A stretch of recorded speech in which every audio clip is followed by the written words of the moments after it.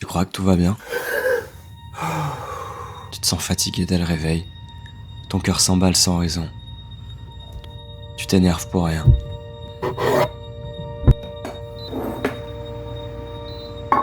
Tu as des douleurs chroniques. Et tu crois que c'est normal? Ça me fait vraiment pas plaisir de le dire, mais 95% des gens ne savent pas respirer et ça les tue à petit feu. Stress chronique, inflammation, anxiété, burn-out. Et je t'assure que tout ça commence ici, dans ton souffle.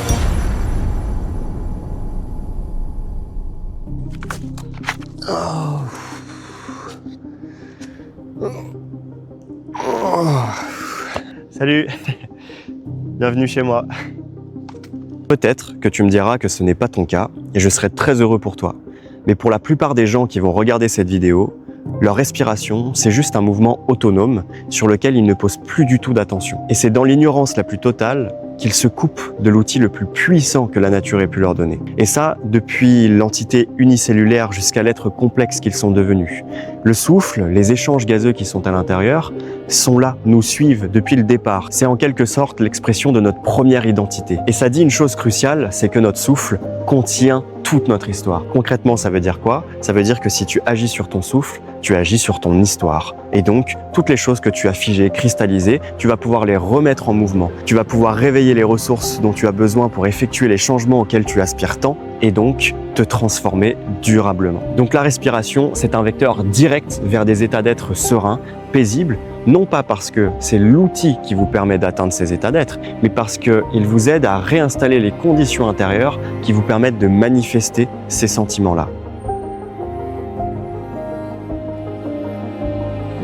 Parce que je l'avais déjà expliqué dans une story Instagram, mais le bonheur, c'est pas quelque chose que l'on obtient du monde extérieur. Pour pouvoir le ressentir et pour pouvoir le vivre, et surtout pour que votre sérénité et votre paix s'installent durablement, il faut que vous manifestiez d'abord ces sentiments-là à l'intérieur. Donc reste bien jusqu'au bout parce que je vais t'expliquer sans t'embrouiller comment la respiration régule ton corps, comment grâce à elle tu peux atteindre des états élargis de conscience et donc pourquoi je les utilise dans mes immersions. Et puis je te raconterai aussi une expérience personnelle assez bouleversante qui m'est arrivée en ce début d'année. Bon, je vais t'expliquer pourquoi la respiration, c'est un pilier de tes fondations. Hop, on le sait tous, là je vais rien t'apprendre, la respiration, c'est vital. Par contre, ce que tu ignores peut-être, c'est que si tu respires mal, tout ton système se dérègle. Si ton souffle est court, rapide, superficiel, t'envoie un message à ton cerveau, danger. Et ce qui se passe dans ces moments-là, le cortisol, l'hormone du stress, va augmenter. Ton système nerveux sympathique, lui, sera toujours mis en branle et donc tu vas être dans un état d'alerte permanent. Donc tu vas être dans une angoisse permanente, ta digestion va être affectée, ton sommeil, la gestion de tes émotions. Et donc tout ce que tu crois être toi, c'est-à-dire cette personne fatiguée, angoissée, stressée, perdue, est juste dicté par un mauvais souffle, par une mauvaise respiration. Finalement, c'est une super bonne nouvelle. Parce que ça veut dire que en faisant quelques modifications qui vont quand même te demander un engagement profond, tu vas pouvoir régler ces choses-là et retourner à un état d'être que tu as dû connaître dans ton enfance, et j'espère que c'est le cas, c'est-à-dire un état de joie, un état d'émerveillement, un état de connexion et de reliance à la vie. La respiration, c'est le chef d'orchestre du corps. S'il joue faux, toute la symphonie déraille. C'est pour ça que j'insiste autant. Ah mais regardez comme c'est beau, je suis sérieux. Cet endroit de dingue, non mais la nature me rend fou. Quand tu inspires par le nez, lentement, en engageant ton diaphragme, tu actives ton nerf vague. Lui, c'est un peu le chef du mode parasympathique. Concrètement, le cortisol baisse, donc le stress aussi, la pression sanguine est stabilisée et les hormones se rééquilibrent. Et cette biochimie, cette homéostasie retrouvée, te redonne cette sensation de sécurité intérieure.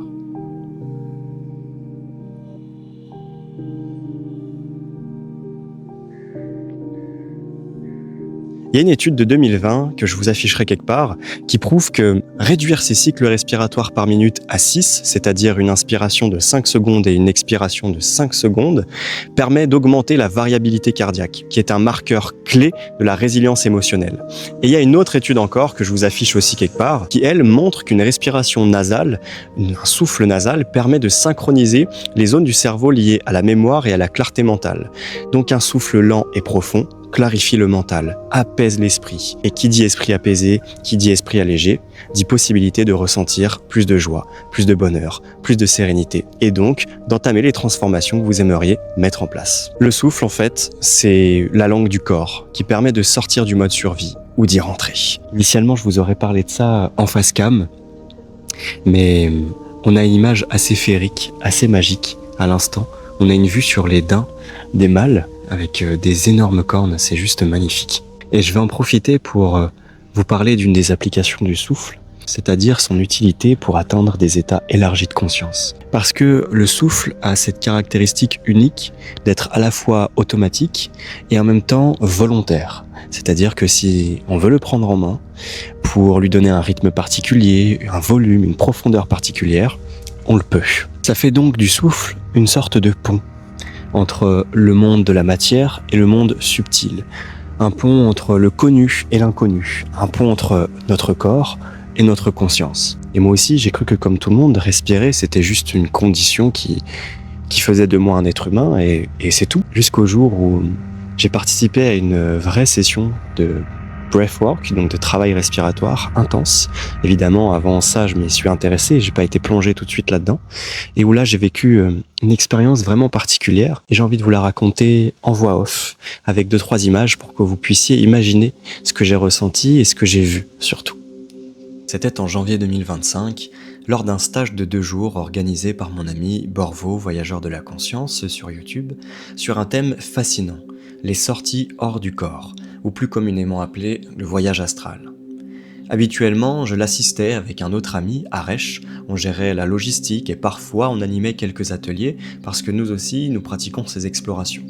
Et Borvo nous permettait d'exprimer les petites spécificités qui étaient les nôtres et de partager notre expérience. Mais ce jour-là, tout a basculé pour moi. C'était le dernier stage de 2 jours que Borvo organisait. Aresh était d'ailleurs absent. Je n'allais pas être d'une grande aide pendant l'heure et demie qui allait suivre, alors il m'a dit « Profite de l'expérience, prends la place des stagiaires et vibre, respire ». Alors j'ai accepté, sans savoir que j'allais vivre l'une des expériences les plus marquantes de ma vie.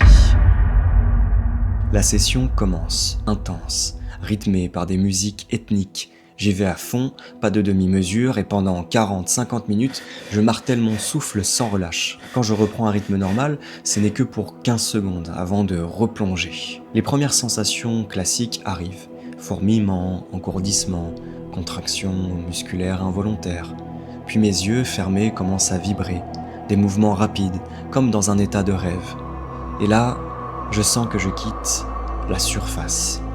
Petit à petit, mon corps est là, mais ma conscience se déplace, comme si elle glissait dans ces images kaléidoscopiques qui apparaissaient dans mon esprit. Et ce n'étaient pas des simples visions dans mon écran mental, c'était des mondes de plus en plus vivants et de plus en plus palpables. Je me sentais à la fois dans la pièce où le stage avait lieu, et en même temps dans cet ailleurs. Au début, mon mental résiste, il questionne, il veut comprendre, mais plus j'augmente la cadence, plus le contrôle lâche. Et soudain, je m'immerge complètement. Plus de repères, plus d'analyse, un changement total de référentiel. Juste moi, pris dans ces espaces étranges, lumineux à des endroits, sombres à d'autres, mais surtout organiques. C'est là que des formes apparaissent et que le récit devient un petit peu bizarre. C'était comme des vers avec des têtes polymorphiques qui changeaient selon des formes kaléidoscopiques. Mais j'en ai pas peur, au contraire, il y a une joie immense qui émane d'eux, une joie qui me traverse comme si ces êtres étaient moi, ou comme si tout d'un coup je me reconnectais à une part oubliée de mon être. Sur le moment, je comprends, il y a un sens qui finit par m'échapper à la fin de l'expérience. Nous y reviendrons. À ce moment-là, je réalise que mon corps bouge, tout seul. Il effectue des rotations lentes, de plus en plus amples et de plus en plus rapides. D'abord ma tête, puis enfin le tronc, qui est complètement engagé. Et je contrôle rien. Mon corps danse en autonomie, et cette danse répond à ce que je vis à l'intérieur. Puis, une autre bascule s'effectue. Tout s'effondre, et je me retrouve dans un espace noir. Mais pas le noir de mes paupières. Encore une fois, un noir vivant, palpable, un autre monde, un infini. Et au loin, je vois flotter, bouger des milliards de lumières, des milliards de points blancs qui scintillent et qui, quand je m'en approche, forment notre galaxie. Et moi, je flotte.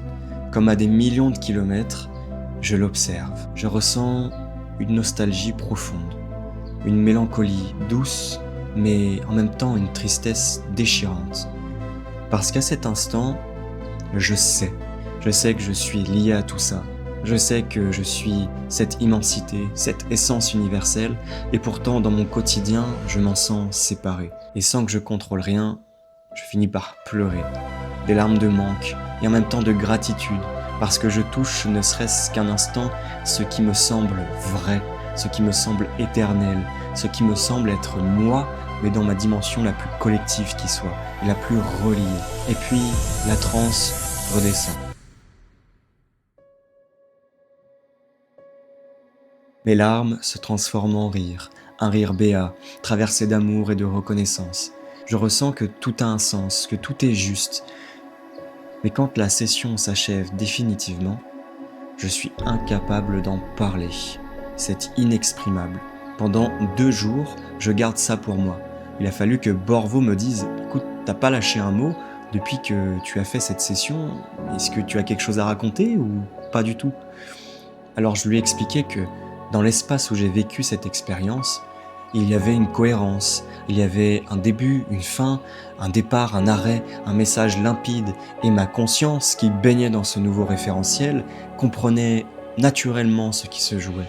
Mais dans notre langage, dans notre réalité ordinaire, c'est comme si c'était insaisissable.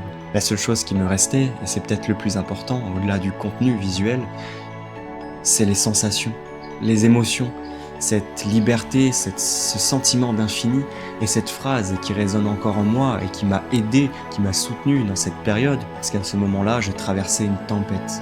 Cette phrase disait « Tout va bien, tu es infini, tu es immortel ».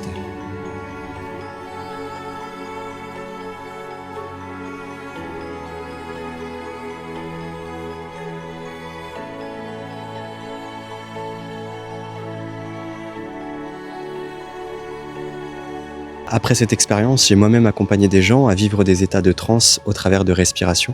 Et c'est à chaque fois le même résultat, c'est-à-dire que les gens finissent par partir dans des voyages intérieurs et arrivent à connecter avec des espaces en eux qui sont habituellement inatteignables. Et donc c'est pas juste une théorie, il y a des gens qui déposent vraiment un bagage émotionnel de 10 ans de trop-plein en 1 heure de respiration. C'est juste incroyable. Et c'est pour ça que je le mets en place dans mes immersions. Maintenant, tu as saisi que ton corps garde tout, que chaque stress, chaque peur, chaque traumatisme, chaque blessure finit par se graver dans tes tissus. Mais j'espère que tu as compris autre chose. C'est que ton souffle est ta voie de libération. Tu as vu qu'on pouvait agir grâce à lui sur le système nerveux, qu'on pouvait le faire consciemment et donc qu'on pouvait rééquilibrer ta biochimie. Donc finalement, en agissant sur ton souffle, tu agis sur les grands chefs d'orchestre de tes états d'être. Et d'ailleurs, c'est ce que décrivait Bessel van der Kolk dans son livre « Le corps n'oublie rien ». Elle disait que le traumatisme ne peut pas se guérir qu'avec la tête et que le processus doit passer par le corps, puisque c'est en lui que tout a été cristallisé, que tout est figé, et donc c'est en lui qu'on doit d'abord remettre en circulation ses énergies, ses informations, ses mémoires. Et le souffle, encore une fois, c'est la voie royale pour ça, parce que ce que tu n'exprimeras pas, ton corps à un moment donné finira par te le faire comprendre. Et un bon moyen d'éviter d'en arriver là, c'est de justement utiliser ton souffle pour réactualiser un petit peu ton intériorité, pour faire un peu de nettoyage. Dis-moi ce que tu as pensé de cette vidéo dans les commentaires. N'hésite pas à aller voir ce que je propose pour les immersions. Tous les liens sont en description. J'espère te retrouver un jour de l'autre côté. En attendant, respire différemment, respire vraiment, car n'oublie pas, tout commence par un souffle.